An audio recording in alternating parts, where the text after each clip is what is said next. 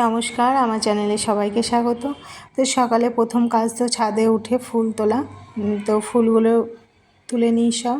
এখানে জবা ফুল হয়েছে, এই জবাগুলো খুব সুন্দর লাগে।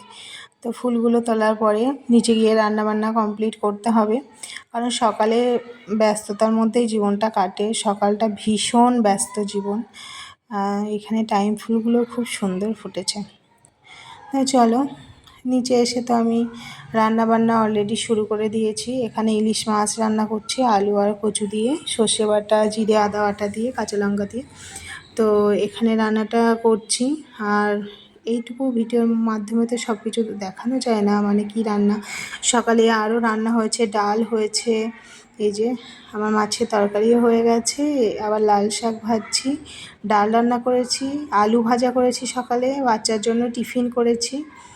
আর এখানে আমার শাপলা ফুলগুলো খুব ভালো লেগেছে, তাই সাজিয়ে রেখেছি।